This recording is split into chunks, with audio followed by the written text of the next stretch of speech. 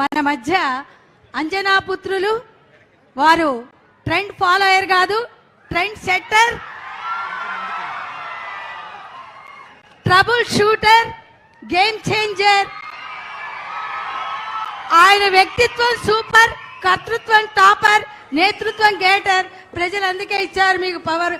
పుట్టేటప్పుడు తల్లికి కూడా ఆయన ఇది కలిగించలేదు.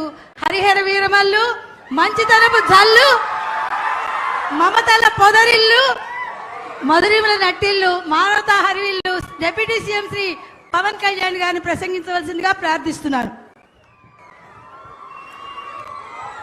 గౌరవ ముఖ్యమంత్రి శ్రీ నారా చంద్రబాబు నాయుడు గారికి,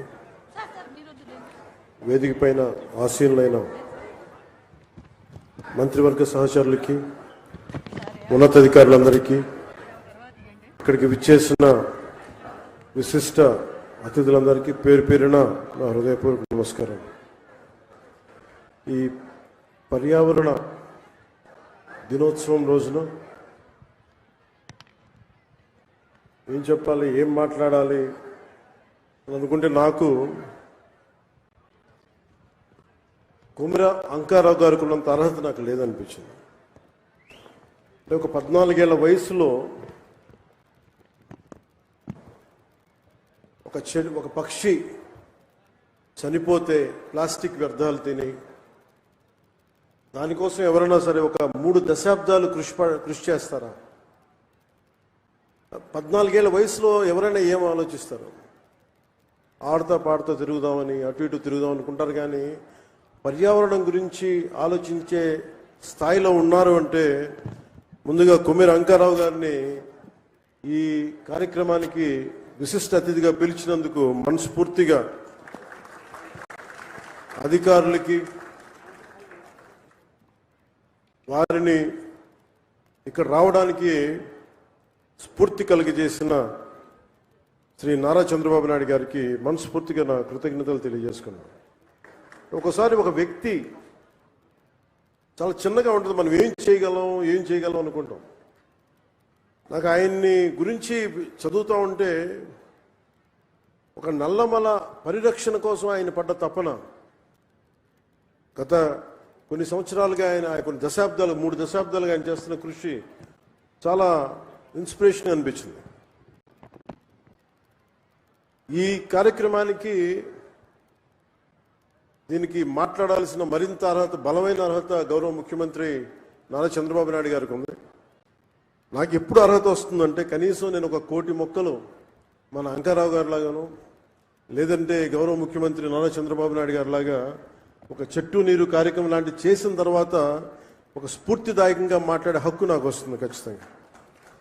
ఇప్పుడు దాకా నేను పర్యావరణం కోసం వ్యక్తిగతంగా చేశాను కానీ కొన్నిసార్లు, కానీ నాకు ఇప్పుడు ఈ అటవీ శాఖ కూడా పర్యావరణం 2 నా దాంట్లో ఉన్నప్పటికీ నేను వచ్చే సంవత్సరం ఇదే రోజుకి కనీసం 1 కోటి మొక్కలు నాటి, అలాగే ఫారెస్ట్ ఫైర్స్, అడవిలో కార్చిచ్చులు కనుక ఆపగలిగి, ఇందాక మన అంకారావు గారు చెప్పినట్టుగా, కుమ్మేరు అంకారావు గారు చెప్పినట్టుగా అడవుల్లోకి గొర్రెల్ని పొట్టేళ్ళు మేపడానికి తీసుకుపోయి అక్కడ గడ్డి కోసం కాలుస్తూ ఉంటారు. వారికి కొంత అవగాహన సదస్సులు పెంచి వచ్చే సంవత్సరం ఇదే సమయానికి మనస్ఫూర్తిగా మీతోటి అనుభవంతో మాట్లాడతాను. ఒక అటవీ శాఖ మంత్రిగా కావచ్చు, పర్యావరణ శాఖ మంత్రిగా కావచ్చు. అలాగే ఒక్క వాక్యం చెప్పి నేను ముగిస్తాను. చెట్టు అదేదో మనకు ఒక ఆశయమో దానికి, ఇది చెట్టు మనకి ఆధారం. కేవలం పక్షులకి వీటికే కాదు, ప్రతి ఒక్కరికి చెట్టు లేని జీవితాన్ని ఊహించుకోండి. ఇదివరకు మనం పెరిగేటప్పుడు ఒక 30 సంవత్సరాల క్రితం ఎవరన్నా మా ఇంటికి వెళ్ళాలి అంటే అక్కడ పెద్ద మర్రి చెట్టు ఉంటుంది. ఆ మర్రి చెట్టు నుంచి కుడి చేతిలోకి వెళ్తే ఈ దారి ఉంటుంది. ఎవరిని ఇల్లు ఫ్రెండ్ ఇల్లు తెలియాలంటే ఎలారా మీ ఇంటికి రావడం అంటే మా ఇంటి ముందు గోరింటాకు చెట్టు ఉంటుంది. ఇట్లాంటివన్నీ పోయినాయి. ఇప్పుడు అసలు చెట్టే ఆనవాళ్ళు అయ్యేది. అలాంటి చెట్లని మనం సంరక్షించుకోవడం మానేసాం. కానీ అదృష్టవశాత్తు మనకి ప్రకృతిని పరిరక్షించగలిగే అవగాహన ఉన్న ఒక బలమైన వ్యక్తి మనకి ముఖ్యమంత్రిగా ఉన్నారు మనకి. అందుకు మనం నిజంగా గర్వించాలి. ఈరోజు మా అందరికీ కూడా ఆయన ఇచ్చిన టార్గెట్స్ ప్రతి చోట 33% ఉండాలి ఫారెస్ట్ కవర్ అంటే మా అందరికి ఇచ్చిన టార్గెట్ ఒక 50% ఆంధ్రప్రదేశ్లో ఉండాలి. ఆంధ్రప్రదేశ్ తలమానికంగా ఉండాలి.